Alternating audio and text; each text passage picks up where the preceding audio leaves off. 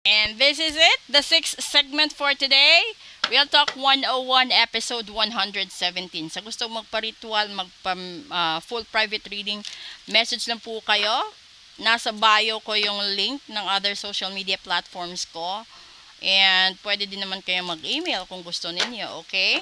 So kukuha tayo dito ng isa at nang malaman natin kung ano ba yung dapat ninyong alalahanin sa ngayon. So, kuha tayo dito isa. And that is your Blue Jay intuition. You are encouraged to follow your feelings and intuition. And this is a reminder that your personal power is in your own hands and that you are free to take flight at any time if you find yourself in a situation that doesn't suit you anymore. Which is self-explanatory. Pero sige, pag-isipan at talakayin natin, real talk. Kasi wala namang ibang pwedeng mag-ayos sa buhay mo kundi ikaw lang din. 'Di ba? Binigay ng Diyos yung buhay mo, clean slate nung ipinanganak ka. Nagkaroon ka lang ng mga attitudes or behaviors or mga galawan kasi depende 'yun sa mga mga environment na kinalakhan mo. So kung lumaki ka sa lola mo, iba yung pag-aalaga, pagpapalaki, ganun din sa magulang. Kung lumaki ka sa mga kapatid mo lang, sa tiyahin mo lang, kasi depende 'yun kung paano kanila hinubog bilang isang tao. Madadagdagan pa yung mga real talk, kung ano yung mga nararanasan mo sa school, sa mga kaibigan mo, sa mga kakilala mo, lahat-lahat na yun. So, sa tingin mo, kung nasa isang relasyon ka, real talk, no, walang asenso. Pilit mong pinapatawad, pilit mong iniintindi, tapos sa bandang huli, wala pa din, tumigil na. 'Di ba? Tigilan mo na. Kasi, kung wala din namang improvement after 10 years, wala din, imposible yun. Kasi kung talagang tao ka na willing yung partner mo, asawa mo, live-in mo, girlfriend mo, willing siya, you have to meet halfway. Wala kang dapat baguhin, but you have to adjust and you have to remain on that middle sense na you meet halfway. Wag yung bigay ka lang ng bigay tapos tanggap lang siya ng tanggap. Wag yung kukonsintihin mo siya sa mga gusto niya tapos ikaw yung nagsa-struggle, ikaw yung nahihirapan. And that's the real talk right there. Nasa sarili mong buhay, nasa sarili mong desisyon. Kasi kung sasabihin naman ng tao, may anak kayo, o pwede yun, may anak kayo, sustentuhan mo. Kung hindi mo na kaya yung ugali niya, sustentuhan mo. Hindi mo naman sinabi na puputulin mo yung pagiging magulang mo sa anak mo. 'Di ba? Kaysa naman sa araw-araw ka nag-aaway, araw-araw ka namumroblema, araw-araw mabigat, namumugto yung mata mo, so hindi mo na alam. And then, bakit mo ipagdadamot sa sarili mo ang magiging masaya, malaya at maaliwalas na buhay? Pwede mo namang alagaan yung mga anak mo eh. 'Di ba? Idaan mo sa legal na pamamaraan yung sustento, permahan. 'Di ba? Kasi sasabihin mo doon, state mo doon, pag naghiwalay kayo, pwede naman kayo mag-involve sa isang relationship. You have this mutual written arrangement na ganito, ganyan.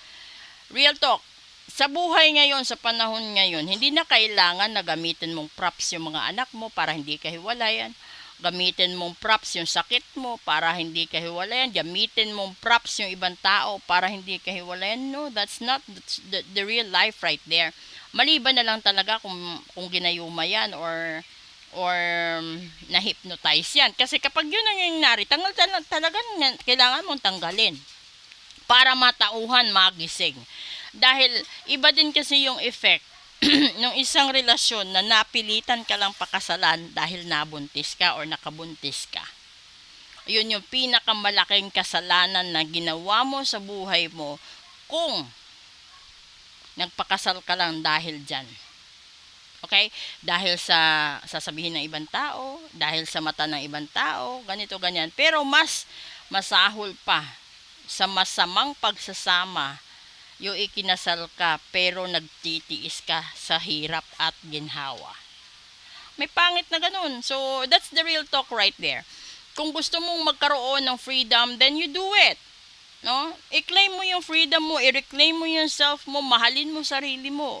Wala namang, hindi naman nakasulat sa Biblia na mahalin mo siya ng mahalin, tapos masasaktan ka lang. Ay, hindi po pwede yun. You were raised and you were born with your own intuition, with your own power, with your own goal sa buhay.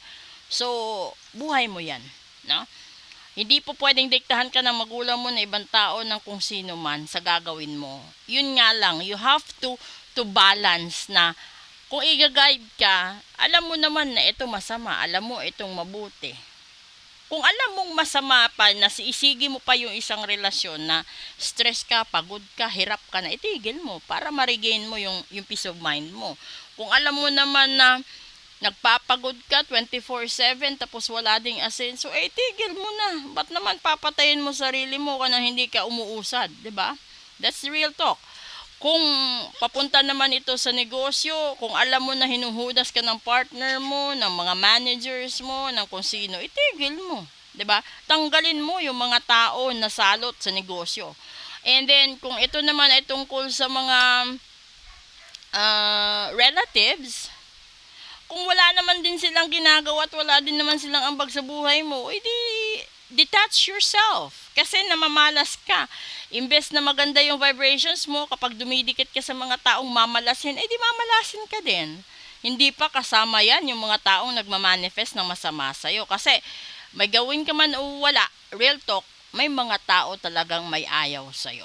Ito yung mga tao na ayaw kanilang makitang umuunlad kasi nauungusan mo sila, nalalamangan mo sila. That's the real talk right there. Ito yung tipo ng mga tao na wala namang ginagawa para umunlad din sila sa sariling buhay nila. 'Di ba?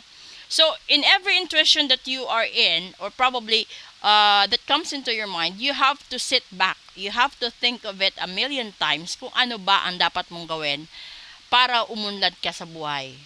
Kasi nasa karmic cycle tayo ngayon, and then yung dalawang moon na nagpapakita will end on November 25th. So there might be a vibration that might not suit you, or probably a vibration that might not be possible to provide a positive energy towards you. Okay? So, ang dami nyo dapat i-consider, but iisa lang ang dapat nyo munang unahin, yung sarili nyo. Bago kayo maging ilaw sa ibang tao, ilawan mo muna ang sarili mo. Kasi you will never shine like a star unless you clean your own mess in life. Thank you.